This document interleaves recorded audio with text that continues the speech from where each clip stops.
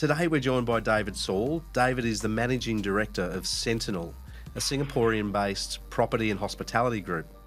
David is also a former Australian Army Logistics Officer who retired as a Brigadier and as the Director General of the Strategic Logistics Branch of the Australian Defence Force. David, welcome. Thanks very much, Todd. Yeah, very nice to be with you. Mate, really appreciate you joining us, and we've obviously got a long history together, personally and professionally, so hence I know that everyone either listening or watching will really appreciate your views on the region, given your experience. Our near neighbours, the Southwest Pacific, the Indo-Pacific, you've worked in this region for over 20 years, both as an army professional and also as a commercial professional. What are your views on the region and how have you seen it change? Todd, I think the key is that it's a region or a broad area that Australians like to think they know a lot about in some sense, but very few people have got genuine first-hand experience. And I mean, when we look back in our modern history, in the 1960s, 70s and 80s, travel in some respect, particularly air travel, was still a bit unique. Australia has been fortunate, in our geography, that we've been unencumbered by shared borders or indeed aggressive neighbours, with the exception of the World War II era. And in some regards, we've been a bit isolated. Today, of course, millions of Australians, literally millions, travel annually. 1 million Australians apparently travel to Bali itself, but only a fraction of this number ever travel to our closest neighbours, East Timor or indeed Papua New Guinea. Interestingly, as an example, last year a journalist queried me on an event in PNG. I'd asked him what his experience was of travelling or working in PNG. He admitted that he'd never actually visited the country, but in fact he'd spent a lot of time in Jakarta and he knew how business was done in those types of countries. Now that phrase highlighted a shared problem in my mind. Australians assume we know what is going on, even without any first-hand experience. And of course, people in our near region struggle to gain traction to better inform us, despite capable people on both sides. It's interesting, just in terms of geography, that there's thousands of kilometres between Canberra and Dili in Timor and Port Moresby in PNG, but our major regional centres, places like Cairns and Darwin, are closer to Timor and to Port Moresby than Melbourne is to Sydney. So we should have a greater focus on our near region, and indeed there's plenty of struggles and plenty of challenges for that region in terms of the geopolitical aspect of it, lending itself to security, and indeed economic challenges. And I think you could summarise by saying that in both Timor and PNG, the future potential of both nations is significant, but the risks of never realising that potential are as significant as they've ever been. Yeah, it's interesting. Siali Diro, the current PNG Defence Attaché to Australia, he mentioned the other day that at low tide we can walk from Australia to PNG. It is only about 6 kilometres, I think, from the northernmost island in the Torres Strait through to the southernmost island in Papua New Guinea. Yet in many respects, our nearest neighbour and one of our most important neighbours with relation to regional security is a third world underdeveloped country. And as you mentioned, not many people have been there. I mean, you and I both had the experience and the fortune of having worked up there for over 20 years and understanding the fabric of the culture and the fabric of the people. And what is it that they really want from a neighbour like Australia? Well, Todd, I think there's there's a whole variety of things that Australia, could and indeed should be offering a near neighbour like PNG. Um, Interestingly, just to put to put the relationship into perspective, Australia provides, close to $500 million in aid to PNG every year. Uh, we export, $1.27 billion worth of product to PNG, although that's minuscule in our sort of $430 billion export market. Um, PNG, interestingly, exports $1.6 billion worth of product, mainly gold, to Australia. And I suppose where we should be looking at is, how can we support both countries in a friendly sense to better take advantage of their own resources. And I think, interestingly, PNG has got a population officially about 10 million, unofficially perhaps as high as 16 million. I think there's meant to be a census this year. They've got a significant population, so they've got a labour resource. They've got a wage structure that is very low compared to Australia. They've got natural resources in terms of gas and gold, and indeed they've got an agricultural industry as well.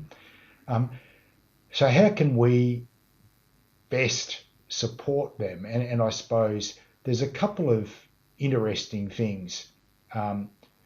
We don't go out of our way, frankly, to provide much support in terms of cross-border travel.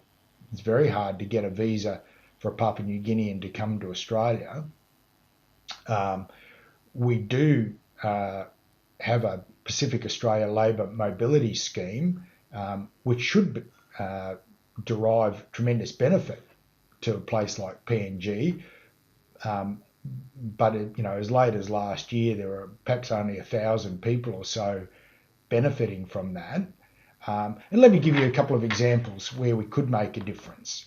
Australian aid in terms of public service coaching. The tax department in PNG has got 14,000 queries outstanding, and if you're in that queue waiting to have something addressed, of course, most of those queries that they're wading through are objections to paying tax. How could we support better the Papua New Guinean public service? And it's got to be through practical measures, tax, budget, procurement training, not, as I've seen last year, a burst of diversity training. That's not what is actually needed. Our aid projects need to be visible. Roads, bridges, airports, ports, major infrastructure. We could do a lot. And indeed, our competitor, China, does do a lot. Our federal police and Australian military commitment is sensible, and the people involved in that, work diligently to promote better engagement, and that's the same in East Timor. And I think if you're looking for something really that exemplifies where we should be, the acquisition by Telstra of the Digicel network in 2022 was a big strategic item, big ticket item. Without reliable communications, or without communications that aren't subject to interference, then the broader Pacific would be in real trouble. And Australia was able to work with the owner of Digicel and procure that network. There are a few of the things that we should be looking to support our near neighbours in, Todd. Yeah, thanks, David. One of the interesting topics that you touched on was obviously route to market and trade. And whilst PNG and Timor alike have abundant natural resources, be it food and agribusiness or energy resources. Getting it to market is very difficult. And PNG, as an example, there's not one road that connects the whole country. There's the tribal differences. There are big mountains in the middle of the country. The infrastructure, like the port infrastructure, as we know, is very much underdeveloped. Other than Manus Island, which is going through a large refit at the moment for other reasons, but with your experience, especially as a logistician and as a businessman, other than throwing money, which, like you said, our neighbours have done over the last 20 years, trying to build roads, trying to build bridges. When you've got these barriers, these natural barriers, they can have all the resources they like, but if you can't get it to market, how does that help not only the local communities but the country as a whole to collect more tax revenue? Well, yeah, I've got to say, Todd, it's the challenges, the ages, and just for people's general awareness, PNG has something like 600 individual islands, very much an archipelagic country, and it has grown, predominantly, through its coastal communities, and there's probably 8 to 10 decent ports. Just to give people an idea, though, from Port Moresby to Manus Island, which is one of the northernmost islands of the country, is just on 850 kilometres away. Now, as an example, Manus has got 2 port facilities, the main urban centre of Lorengau, and then, as you've mentioned, the Lombram Naval Base. And, those very small port facilities, are serviced by coastal ships. Lae is the largest port in the north of the country. It is the largest port in PNG, and Port Moresby follows after that. But the largest ship servicing PNG carries 300 containers, just on 300 containers and some break bulk, etc. 8,000 tonnes. So, if you like, the logistics, is very much tailored to what the demand is. No one in any commercial business is running spare capacity for the sake of it. So the real challenge in my mind is a couple of the key big resources projects. Now, ExxonMobil are already operating a gas field there, and they've got would like to extend that. Total, the big French resource producer, is involved in PNG again in the same sort of developing the same gas project, and there's a series of big mines that are already that are on the drawing board. But the problem is that hasn't changed in the last 5 years. In October 2018, I was reliably informed that these big projects would be approved and established, within the next 12, 24 months, and PNG would boom. And I suppose what I'm suggesting to you is that it's a multiplier effect of getting a couple of these projects underway, soaking up spare labour capacity in a country like PNG, and that Timor has the same issue. And then when you've got people, increased workforce, increased expat workforce, more money in the economy, and you're developing both a local market, and then you've got the ability for, extra shipping, etc., to be able to promote an export market as well. But at the moment, unless it's, government driven, and that is not likely, it is very hard for commercial entities, to find, a really bright future. I should caution though that companies, like Steamships, which is a Swire company, been in PNG over 100 years now. They are developing, shopping precincts and building projects, and offices, hotel projects. They're continuing to invest, and indeed other commercial entities are, but it's often underpinned by the expectation that PNG will be able to deliver these big resource projects. So yeah, it's a real challenge, and there's not a lot of spare logistic capacity, and nor would you expect there to be, given the nature of the country. So David, you operated a large business in Papua New Guinea, which was fairly diverse as well.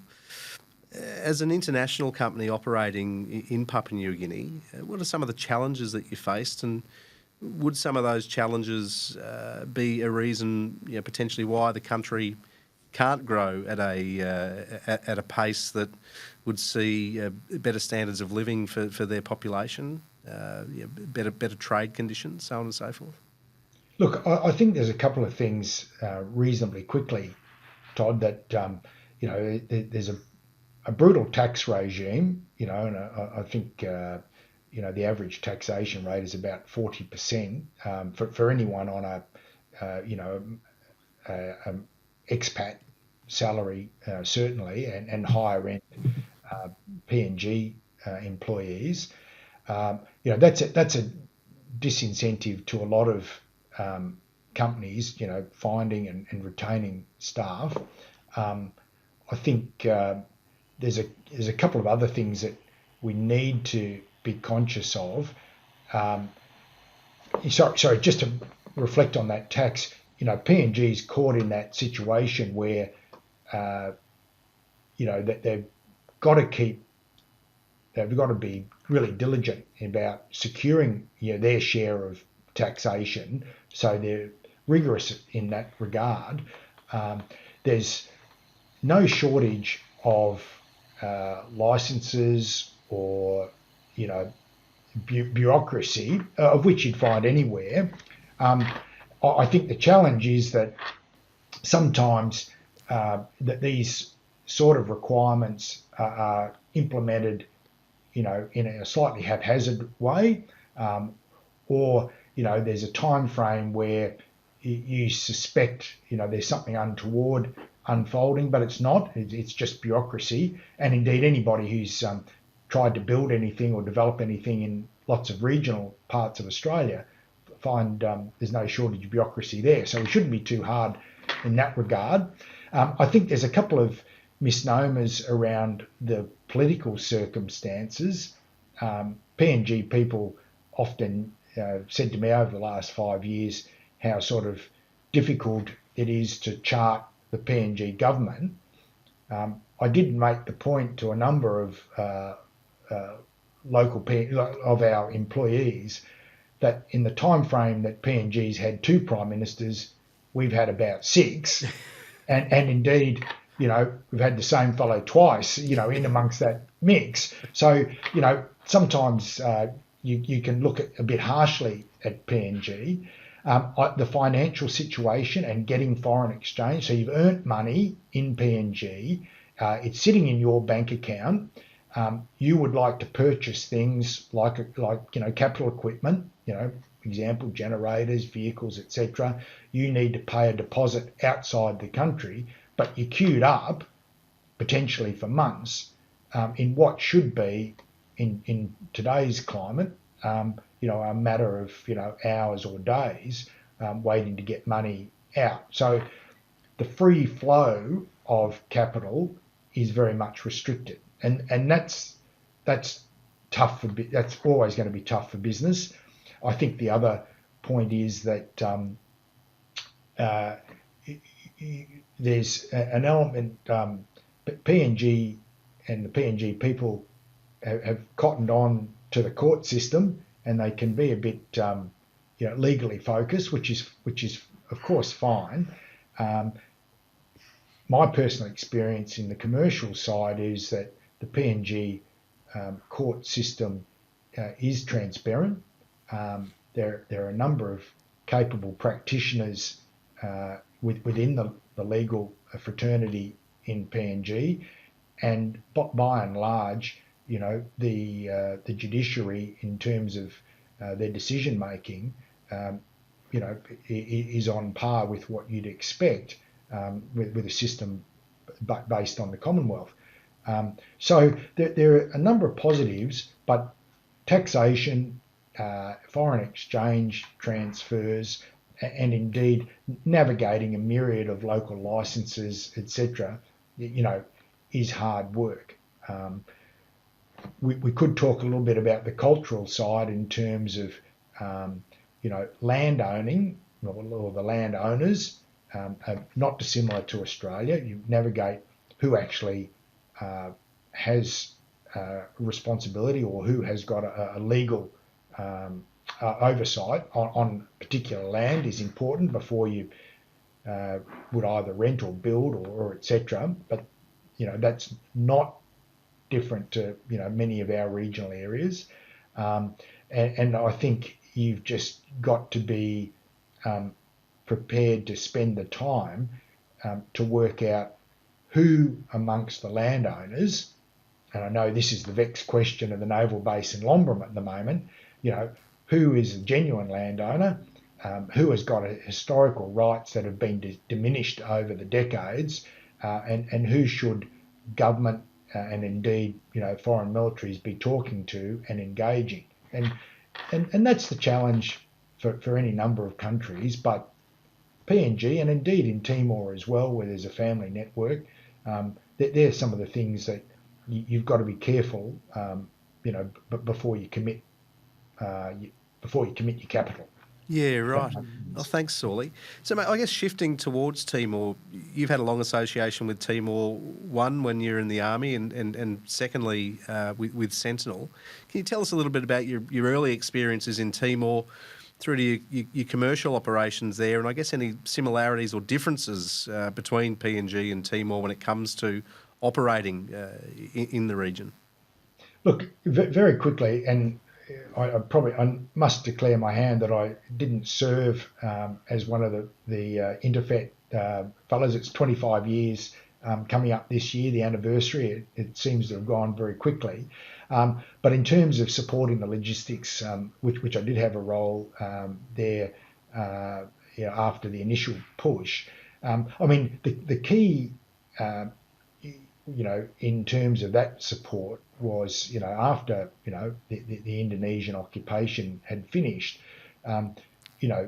it was very much a clean slate in lots of respects, and Australia was prepared, and particularly the military was prepared to commit the resources to both sustain themselves and to sustain the country at the time, and indeed other countries have followed up. I think it's important to highlight that Portugal came back in a big way, and indeed a lot of the public structures and the services, etc., are based on a Portuguese system, and while that you need to navigate that and learn that system, at least it is a very much structured. The legal precedents are there.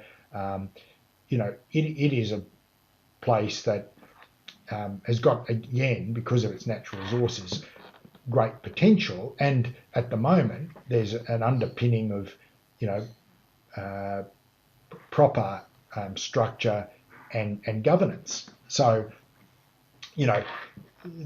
if nothing else, that gives you at least a foundation. Now, what comes? Well,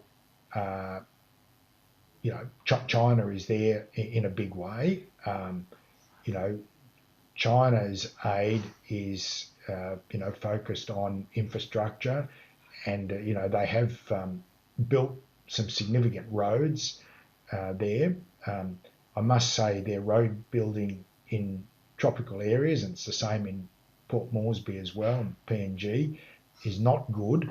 So there's a lavish opening ceremony, and then if you've driven about 25 minutes outside Dili, certainly when I was there 12 months ago, the road has been washed away and it's significantly diminished. So it's great to provide that infrastructure. It's got to be sustainable infrastructure. Interestingly, there's been an enormous container port, significant container port, built only 25 minutes south of Dili, where they've reclaimed a whole bay and put in a world standard container port. So there's some building blocks of infrastructure there, and Sentinel and and the people involved in the company have looked to support Timor in terms of potential tourism. It's a comparatively safe country. There's lots of things to explore, water sports, etc., etc., and lots of opportunities for a boost in tourism.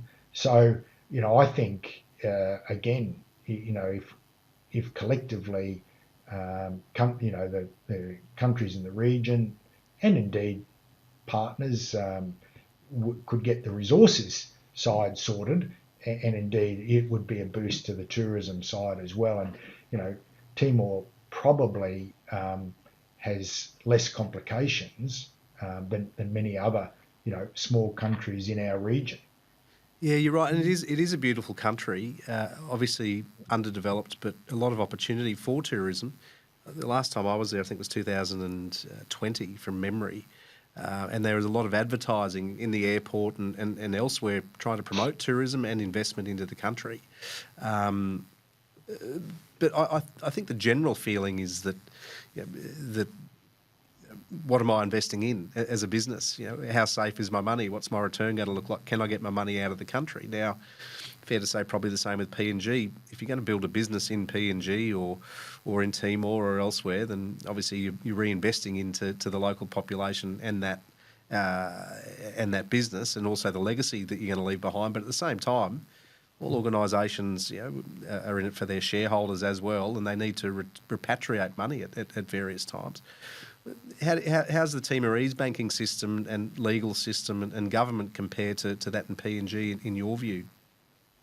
Well, I think again we need to be careful in how we phrase this. But the PNG, as an example, banking system, is underpinned the largest. So there's their central bank, the Bank of PNG, has got a structure not dissimilar to our sort of RBA process, but the major bank there, BSP, Bank of South Pacific, is actually listed on the Australian Stock Exchange.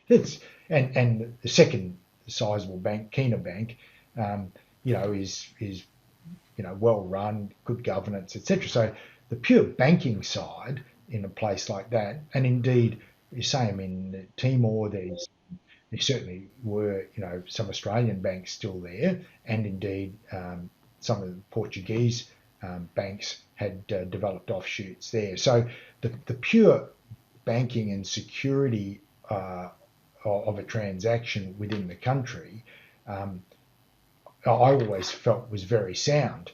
As I've mentioned the FX issues with PNG. I've less experience in terms of FX hasn't been mentioned as a really difficult aspect for East Timor, mainly because I think the sort of current industrial base is much less, so it's less of an issue there. So I would say that any business, and I know when I was in a large Australian logistics company, we looked at, both PNG and indeed East Timor at different times, and you'd need to be, you know, very well prepared. And indeed, you know, the COVID period probably was a salient shock in terms of what could go wrong. And, you know, both countries were virtually shut down. And I mean, that's the worst case. And, you know, what is the propensity for civil unrest? PNG, a bit more likely on the basis of events earlier this year. There's a vote of no confidence right at the moment, the Prime Minister, and that's a cyclic thing. 18 months after a new government, a vote of no confidence can be brought against a Prime Minister. But aside from that, you know, you're hoping there's a degree of stability. So, you know, that's the nature and the challenge for business. But the pure banking process seems to be transparent and seems to be quite reputable in both countries. Mm. And Saul, you mentioned something earlier about obviously a vote of no confidence in PNG, how things can go wrong with a shutdown like COVID in countries like Timor and PNG, how governments can maintain civility in their countries and, you know, one, provide food, two, provide them hope, provide them jobs, provide them opportunity. I see the Indonesian president overnight has he's stated that it's not about defence for him, it's about food. So he's got over 300 million people that he needs to feed to keep happy and give jobs. Timor and Indonesia, there's history there. How important, you know, how have you seen that relationship change over the last 20 to 30 years? Look, I think you know, we're operating in Indonesia at the moment, you know, and a sizable investment there. So I think it'd be worth just highlighting the fact there that I first visited Indonesia when I was a captain at the Royal Military College in 1992, and it was our first exchange after a period of, you know, I think it'd be fair to say a period of real restriction between Australia and Indonesia, and we're able to start to exchange cadets on visits, etc., etc. And at that stage, so this is the early 1990s, there was still a degree of suspicion about Indonesia and its motives, and, you know, where it sat in relation to Australia, which I could tell you at the time, and I remember there was a new army attaché in Jakarta at that stage, a newly promoted Colonel Jim Molan, who was a great proponent of engagement with Indonesia, and, you know, unfortunately passed away reasonably recently. But you know, I was able to report back to Colonel Molan that I could not see how the focus of the Indonesians was anything other than sustaining, you know, their own country and some real potential. And I think that's been borne out, you know, with putting aside, you know, the issue over Timor 25 years ago, and that was significant at the time, and indeed, you know, the issues in, you know, the western part of, you know, what we know as Papua New Guinea, West Area. You know, Indonesia is a sizable and important, tremendously important country in the region. It really, you know, elements of that country really suffered through COVID. You know, Bali decimated, you know, and is only now, you know, back.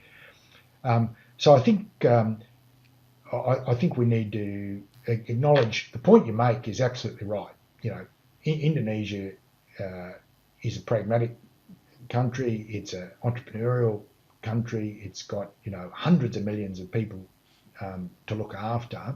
It will make its commercial decisions based on, you know, it's almost 300 million population or so. So if it wants to engage China, it will, but it's big enough to hold enough leverage and sustain its own, you know, its own operating, you know, structures, and indeed, our challenge now in terms of that relationship is to see why doesn't Australia have more of a share of that market? Indeed, it should be great for Australia, and indeed, I think the Timorese now are reasonably pragmatic. They've got their sort of Portuguese-based structure, and that will develop, and they will be an independent country, chart its own course with Indonesia. But after 25 years, you would hope that it's normalised, nothing's forgotten, but normalised, and both countries, can benefit from the proximity to each other. Yeah, I mean, like you said, you have a sizable operation in Bali and in Indonesia. A lot of other organisations and good friends of yours, Aspen Medical, are investing a lot of money in Indonesia. And the Indonesians are moving their capital to a totally different island to ease the strain on Jakarta itself. It's a tremendously wealthy country, Yeah. and just as an example, one of the things we looked at, when you think about tourism, hospitality, perhaps in a sense, you're skewed towards, what are the tourists coming from Europe? Are they coming, from other parts of Asia, whatever? But consciously, we said, well, you only need a fraction, from Jakarta as an example, and there's some tremendous wealth there, who have got discretionary income, and who should be the focus. So yeah, I've got a lot of time in terms of the potential for Indonesia. Yeah, great. I mean, and what about I don't know if you can talk a little bit about, especially with your experience, Sawley, with relation to, I guess, as a defence partner. Obviously, Indonesia, they're our top hat, almost. They're very important geographically to us. There's some cultural differences, religious differences. There doesn't seem to be, from what I've seen especially, there doesn't seem to be too much interoperability or that I've seen between the TNI and the ADF in the region. There are some training and whatnot, but what are some of what's holding back strengthening that relationship even more? Well, I think that sometimes and again, you've got to be mindful that we are a very small country in terms of population. We've got an active media, and the way they see different engagement, and the way they see other countries operating, can be a challenge, and we have to be mindful of that. I think the main difference is, Todd, that the philosophy for the Indonesians, and this is predates my earliest experience, but it was all about supporting the nation, and how can the military strengthen the nation, whereas like it or not, Australia has projected its force, and not in a in an overbearing sense, but projected its power in our region, and there's two different operating philosophies, and for that reason, at small unit level, and unit level, it's always interesting to see how a different country operates, see the equipment they operate with, but would we be ingrained in a military operation, embedded Indonesians, etc., with us? I just could not see it. I couldn't see that shared path necessarily outside of a small UN activity and the like.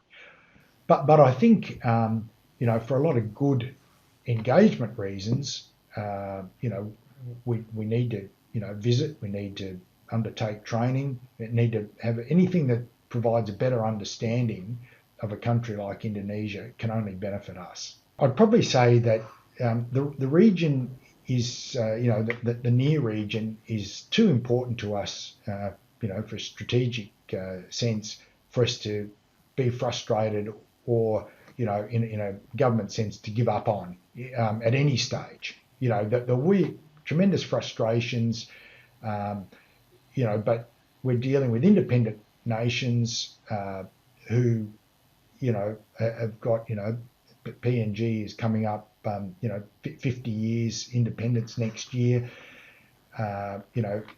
Timor, 25 years since Indofet. So I think we need to acknowledge that that there's challenges in the region. We need to be engaged. There is a real contest of wills there. Whatever we invest will be money well spent if we're careful. But we do need, in my mind, always focus on, as a government, investing in tangible projects, and not overlay too much, our social constructs to independent countries. Now, having said that, businesses, like any investment, need to be careful, need to understand the landscape, reach out to people who have got experience, as you would in any investment decision, and listen carefully, as people talk you through those challenges. There are many. They can be, can cause a lot of friction, but that's no different to operating in the commercial landscape in Australia. That's great advice, Saulie. That's great advice.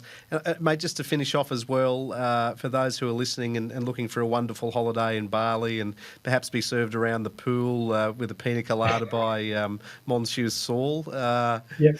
What's the name of the resort, mate? Yeah, the hot tip for 2025 is the island of Lembongan. A leisurely boat ride from Bali, very quiet, and please look out for Largo. Love it. It'll be developing there, and it'll be great. Love it. Well, Saulie, mate, thanks for joining us. I really do appreciate it, and hopefully we can catch up again soon and keep this discussion going. It's really important for the region, not only for businesses and governments, but just those insights for people who have a keen interest or have a commercial interest in the region. So your insights are really valuable, mate. Really appreciate it. Thanks for your time, Todd. It's great to have Vaxa alongside and shining a light on these issues. Thanks, mate.